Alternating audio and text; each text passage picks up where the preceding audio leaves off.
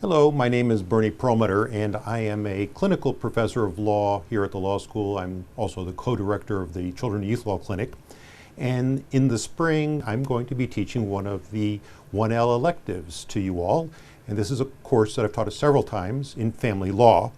And the family law class that I teach to the 1Ls is designed as a general survey course. It's a general overview of some of the principles that apply in family law.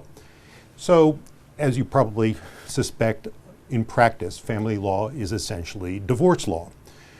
This course, however, is broader than that, as we will be exploring policies implicating families that underlie many different areas of law and many of the constitutional limitations on the state's ability to interfere with families.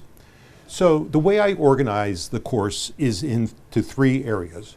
The first, creating families, marriage, and the state's role in regulating marriage, as well as other ways that people can form legally recognized family arrangements. The second topic covered in the class concerns divorce and the financial consequences that flow from a breakdown in marriage. And finally, we spend a fair amount of the class's time in the third part of the course discussing the state's regulation of the relationship between parents and children.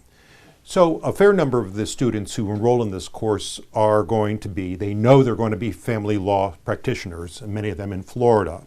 And although this is a course that is designed to give you some of the ways that people practice law, lawyers practice law, and I am myself a practicing lawyer, a member of the Florida Bar, this course will likely be more practical in my approach than other professors, but it won't prepare you to practice family law. It will, however, help you pass the Florida or another state's bar questions on family law.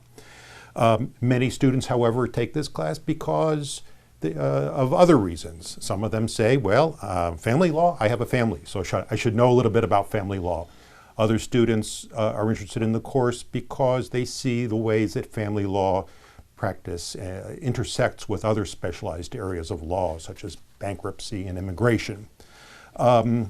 So what I have for the class is an assigned text by Abrams and Kahn. It's an excellent book. It's very up to date. It's very current.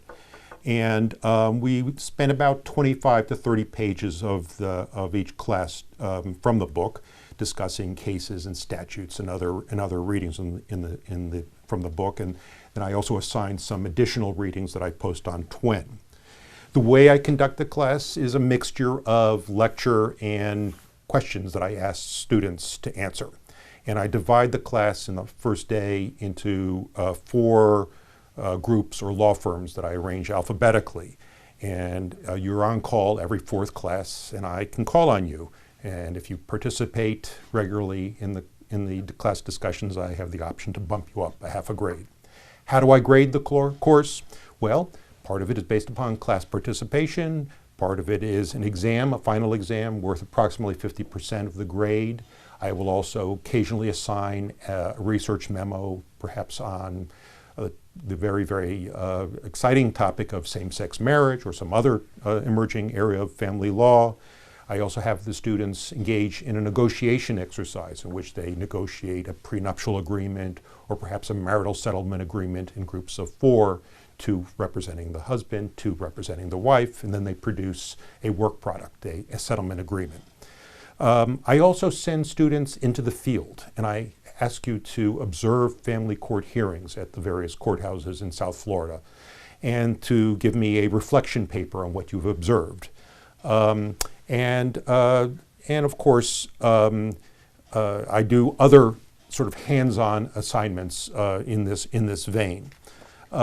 So the course is really designed to introduce you to some broad themes regarding the role of the state in regulating and restricting personal family choices.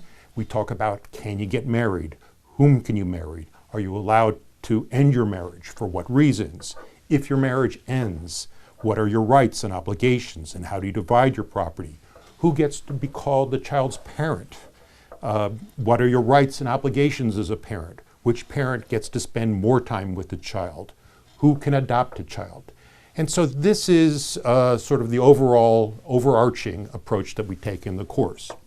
By the end of the course, you should be able to apply family law principles to new factual scenarios, understand the rationale underlying family law doctrine, engage in oral advocacy, and gain a critical perspective about the difference between law in the books and law in action.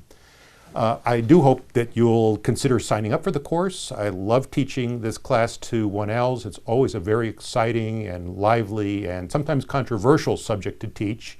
It's the first elective that you'll have the option to take as a law student here at UM Law, and hope that you'll sign up for it. Thank you very much.